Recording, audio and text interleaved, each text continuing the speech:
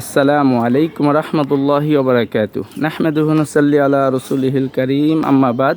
দারুস সুন্নাহ হাফিজিয়া মাদ্রাসা ফেনী সম্মানিত দিনী ভাইয়েরা, আপনাদের সবার অবগতির জন্য জানানো যাচ্ছে যে বন্যা কবলিত হওয়ার কারণে আমাদের এই মাদ্রাসায় কিছু ক্ষয়ক্ষতি হয়েছে, যা আপনাদের কাছে আমরা পেশ করতেছি। জি সম্মানিত ভাইজানেরা, আমাদের এই ফ্লোরটা একেবারে ফাটল ধরে গেছে, যেটা একেবারে অনেক দূর পর্যন্ত এই ফ্লোরের মেঝেটা একেবারে ডেবে গেছে, অনেক দূর পর্যন্ত ফেটে গেছে। এটা সংস্কার করা অনেক জরুরি। যে এখানে বাচ্চাদেরকে ক্লাস করানো হয়, এটা মূল ভবনের একটা অংশ আর কি। তো এখানে জায়গায় জায়গায় অনেক জায়গা দিয়েই ফাটল ধরছে আর কি। এটা আমাদের সংস্কার করা জরুরি। আমাদের ক্লাসরুমের পাশেই পিছনের যে অংশটা, সেটা একেবারে নদীর সাথেই, নদীর সাথে হওয়ার কারণে, অনেক বাড়ি বর্ষণ হওয়ার কারণে এবং অনেক পানি হওয়ার কারণে এই ফ্লোরটাও দেওয়ালটা সহ ফাটল ধরছে অনেক বড় করে। একেবারে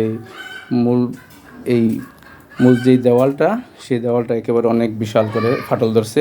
যে ফাটলের কারণে মনে হচ্ছে যে কোনো সময় এই দেওয়ালটা পড়ে যেতে পারে আর কি। এটা যদি এখন সংস্কার না করি, ভবিষ্যতে আরও বেশি আমাদের অনেক বড় একটা খরচ হয়ে যাবে আর কি। তো এটাও আমাদের মোটামুটি একটা সংস্কার করা জরুরি।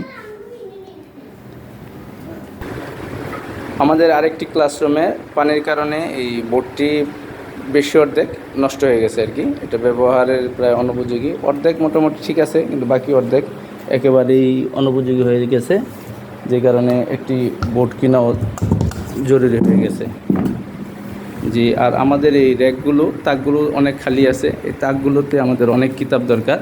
আমাদের কিছু হাদিসের কিতাব আছে আলহামদুলিল্লাহ, কিন্তু পাশাপাশি আমাদের এই তাকগুলোতে আরও কিছু হাদিস, এবং আমরা যেহেতু হেফজখানা খুলতেছি, ইনশাল্লাহ আমাদের কিছু কোরআন দরকার হবে। তো সবাই সার্বিক সহযোগিতা এবং পরামর্শ দিয়ে সহযোগিতা করবেন। জাযাকুমুল্লাহ খায়র। আসসালামু আলাইকুম রহমতুল্লাহি ওয়া বারাকাতুহু।